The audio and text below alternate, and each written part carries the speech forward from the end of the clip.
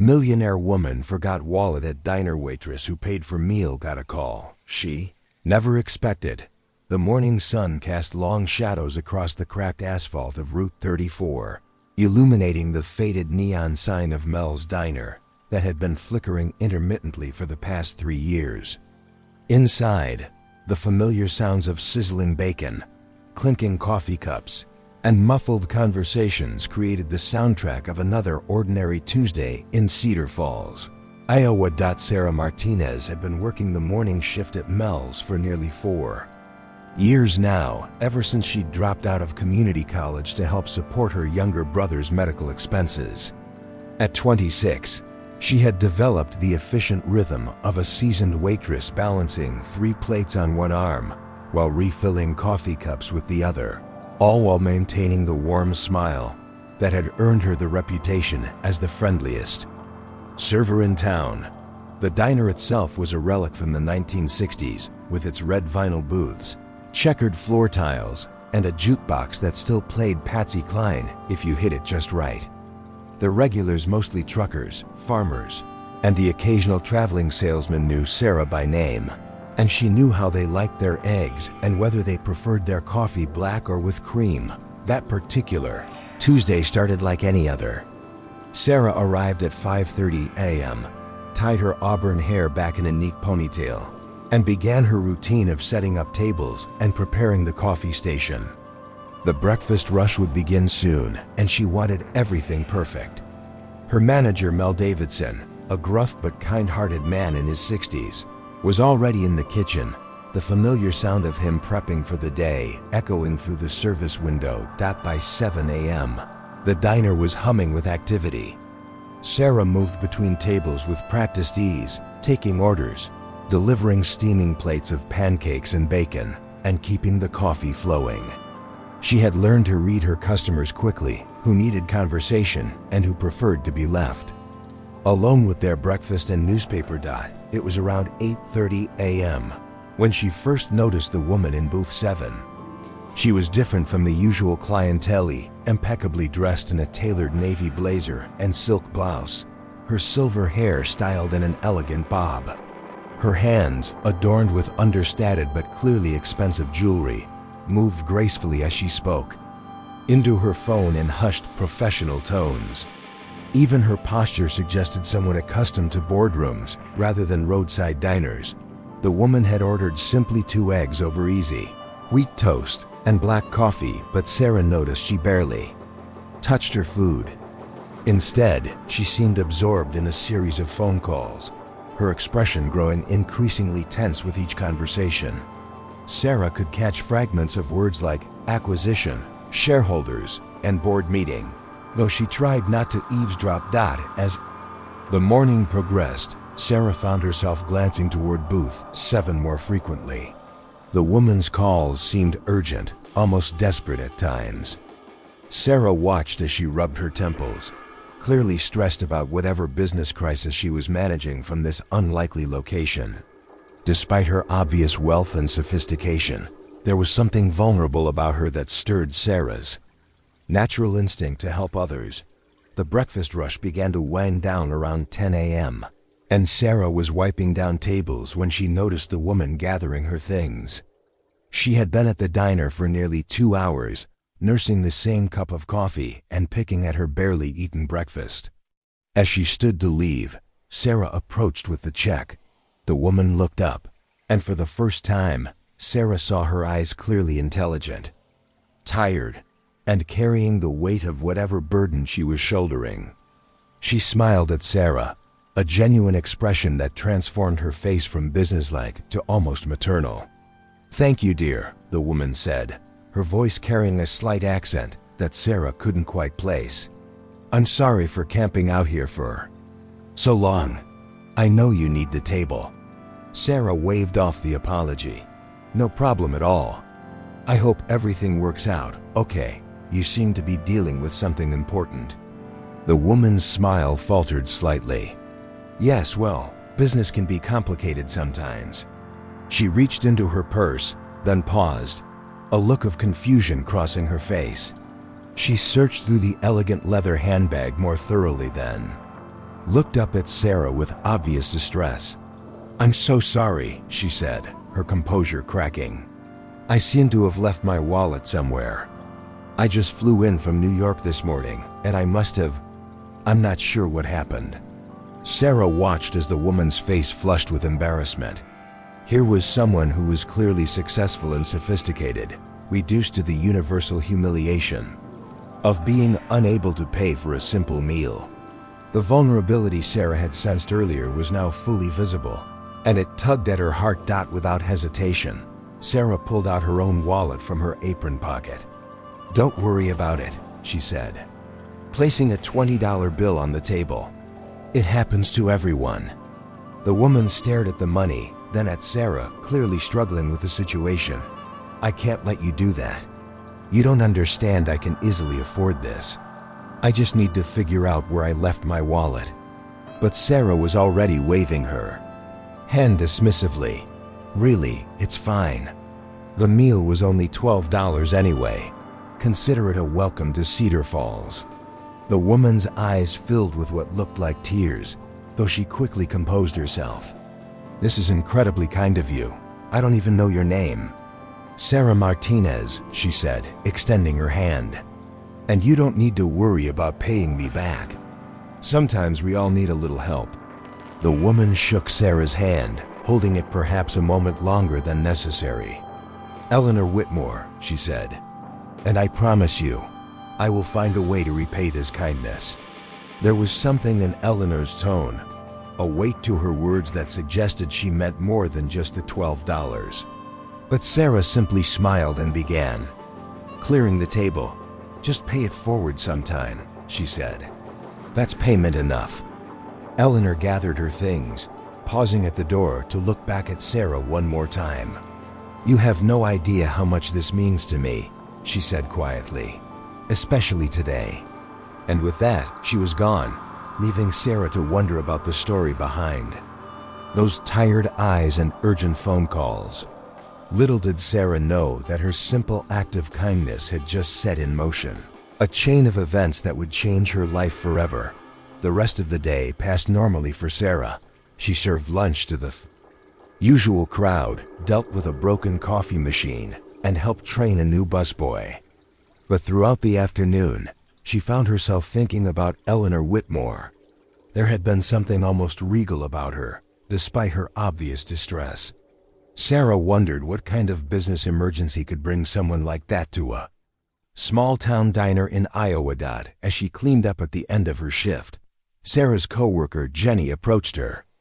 "I heard you paid for that fancy lady's breakfast this morning," Jenny said, her tone a mix of admiration and concern. "That was really nice of you, but you can't afford to be buying meals for strangers, Sarah. You're barely making ends meet." "As it is," Sarah shrugged, hanging up her apron. "It was just $12, Jenny." "And she seemed like she was having a really bad day." Jenny shook her head. "You're too good for your own good, you know that? Rich people don't need your help. Sarah, they've got plenty of money. They just don't always have their wallets with them." But Sarah couldn't shake the feeling that Eleanor's situation had been about more than just a forgotten wallet. There had been something in her eyes, a gratitude that went beyond the simple gesture of paying for a meal. It was the look of someone who had been reminded that kindness still existed in the world, perhaps at a moment when she needed that reminder most. That evening, Sarah returned to her small apartment, a modest one-bedroom place above the local hardware store. She made herself a simple dinner of pasta and vegetables, then sat down with her laptop to work on her online accounting courses. For the past year, she had been slowly working toward completing her degree, taking one class at a time as she could afford it. It was a long road, but she was determined to build a better future for herself and her brother. As she studied, Sarah's mind occasionally drifted back to Eleanor Whitmore. She wondered if the woman had found her wallet, if her business crisis had been resolved, if she was safely back in New York. Sarah had no way of knowing that at that very moment, Eleanor was sitting in a luxury hotel room in Des Moines, making phone calls that would soon change both their lives forever.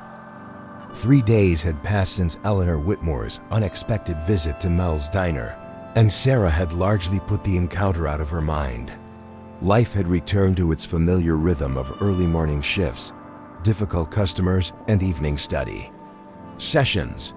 The only reminder of that Tuesday morning was the slight dent in her wallet from the $20 she'd spent, money that had originally been earmarked for her brother's prescription medication. Sarah was in the middle of the lunch rush on Friday when her phone rang. The caller ID showed a number she didn't recognize, a New York area code.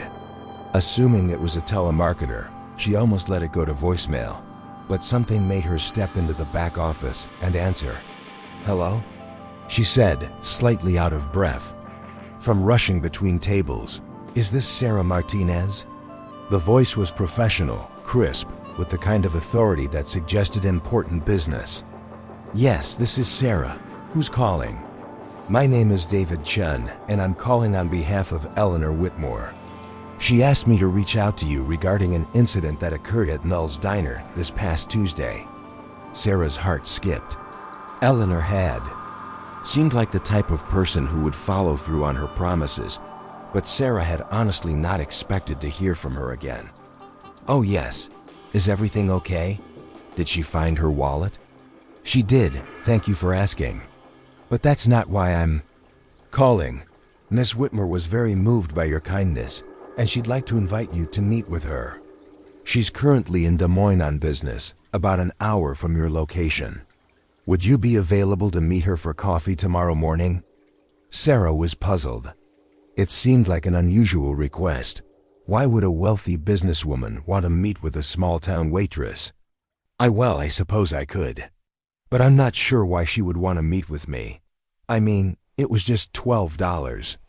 David's voice carried a hint of a smile. "Ms. Whitmore believes it was much more than that. She'd like to explain in person. If you're willing, she could meet you at the Marriott in Des Moines at 10 o'clock tomorrow morning." Sarah hesitated. Her Saturday mornings were usually spent catching up on household chores and studying, but curiosity was getting the better of her. "Okay, I can do that. Should I? I mean, what should I expect?"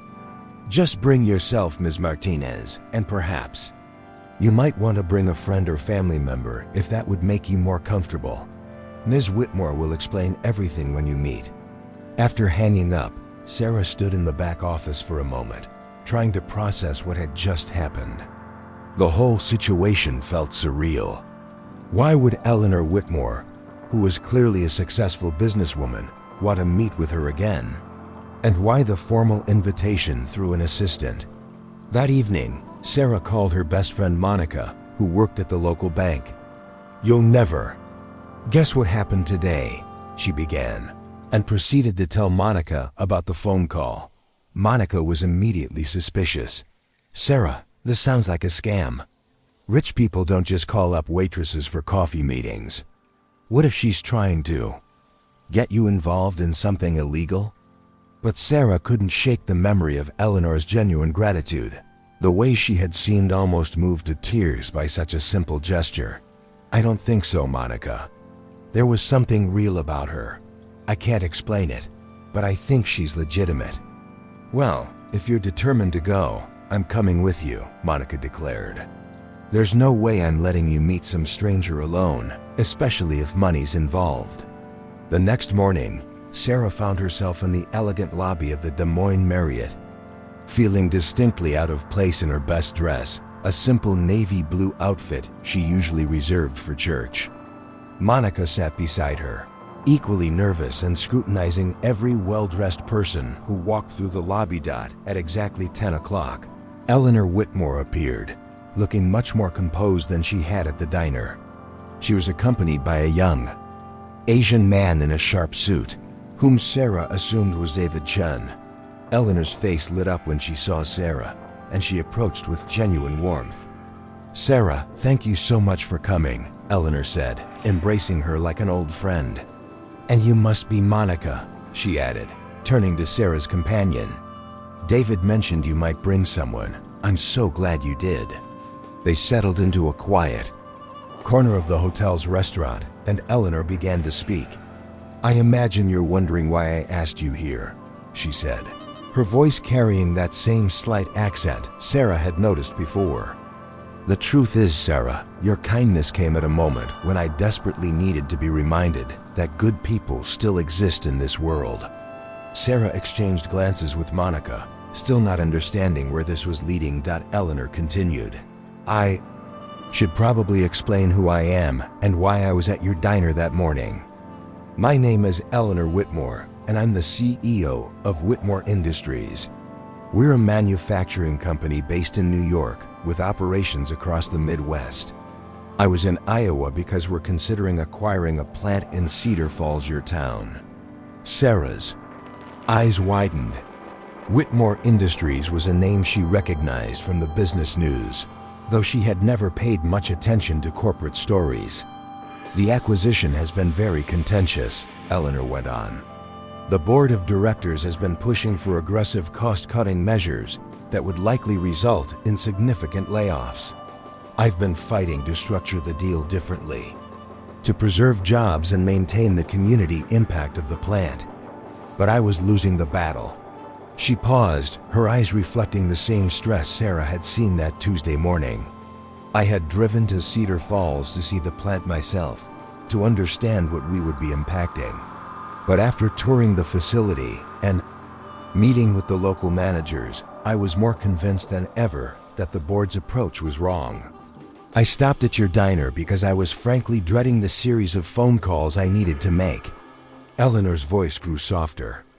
I spent 2 hours on the phone with board members, investors and lawyers, all telling me that sentiment had no place in business decisions. I was beginning to think they were right, that perhaps I was being naive to prioritize employees over profit margins. Sarah was beginning to understand. And then you couldn't pay for your meal. Exactly. And instead of judgment or frustration, I encountered pure kindness from someone who clearly had less than I did, but who was willing to help anyway. It reminded me why I got into business in the first place, to create value for people, not just shareholders. Eleanor leaned forward, her expression intense. That afternoon, I restructured the entire acquisition proposal. Instead of the aggressive cost-cutting approach, I presented a plan that would actually expand the Cedar Falls operation, creating jobs rather than eliminating them. The board fought me, but I reminded them that I still control the majority of voting shares. Monica spoke up for the first time. So you're saying Sarah's $12 changed a business decision worth millions? Eleanor smiled. In a way, yes. But it was more than the money, Monica. It was the reminder that individual acts of kindness matter, that people matter. Sarah's generosity gave me the strength to fight for what I believed was right. She turned back to Sarah. The acquisition went through yesterday, structured exactly as I proposed. We're going to be creating approximately 200 new jobs in Cedar Falls over the next 2 years. But that's not why I asked you here. Sarah felt a mix of pride and bewilderment. I still don't understand what this has to do with me. Eleanor's expression grew serious. David told me a bit about your background.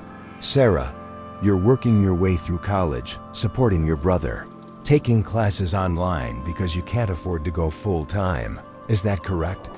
Sarah nodded, suddenly feeling self-conscious about her circumstances. Whitmore Industries has a program for supporting exceptional individuals who demonstrate both academic potential and character. It's called the Whitmore Leadership Scholarship, and it provides full tuition, living expenses, and a guaranteed internship program for students who show promise but lack financial resources. Sarah's heart began to race. Are you offering me a scholarship? I'm offering you much more than that, Eleanor said. I've been looking for someone to help me develop a new community outreach program for our Midwest operations. Someone who understands both the challenges of working class life and the importance of education.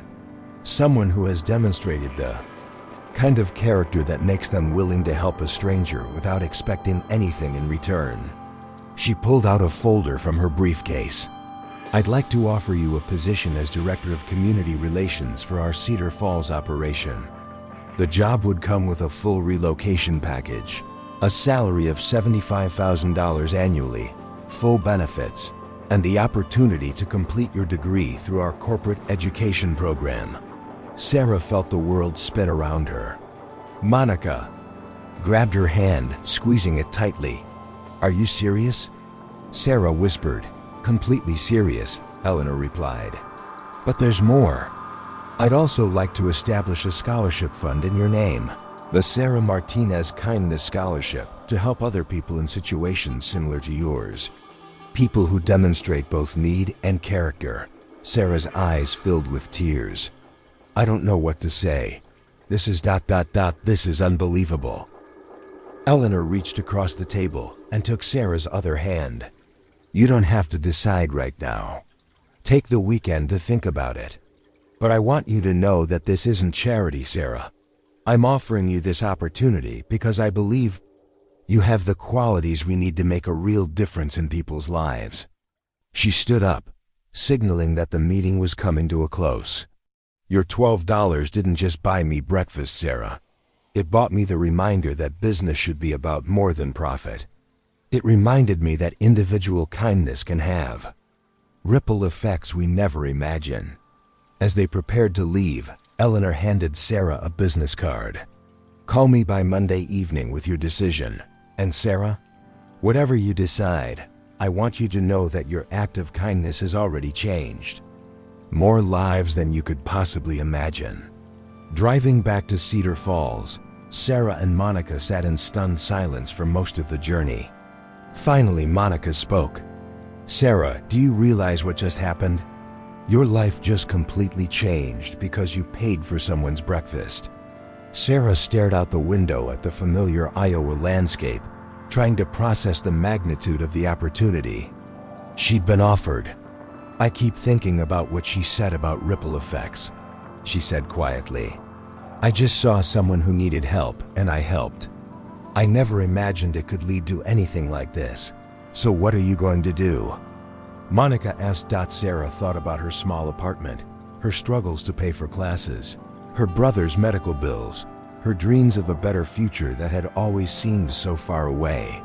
Then she thought about Eleanor's words about business being more than profit, about the 200 jobs that would be created, about the scholarship fund that would help others like her. "I'm going to say yes," she said with growing conviction. "I'm going to take the job." As they pulled into Cedar Falls, Sarah looked at her hometown with new eyes. Soon, this small Iowa town would be transformed by new jobs and opportunities, and she would be part of making that happen. All because of a simple act of kindness on a Tuesday morning at Mel's Diner. The next morning, Sarah didn't wait until Monday evening to call Eleanor. She called first thing Sunday morning, her voice clear and confident. "Ms. Whitmore, this is Sarah Martinez. I've made my decision. I'd like to accept your offer." Eleanor's delighted laughter echoed through the phone. "I'm so glad, Sarah. I have a feeling this is going to be the beginning of something wonderful." And as Sarah hung up the phone and prepared to tell Mel that she would be leaving the diner, she realized that sometimes the most extraordinary changes in life begin with the most ordinary acts of human kindness. Her $12 had indeed bought more than breakfast. It had bought the opportunity to prove that generosity, no matter how small, can change the world. Thank you for watching this story unfold with us here on M&A The Story Unfolds. If you enjoyed it, don't forget to subscribe to the channel and turn on the notification bell so you never miss a new tale. We'd love to know where you're watching from. Leave a comment below and tell us what part of the world you're joining us from. Your support means everything. See you in the next story.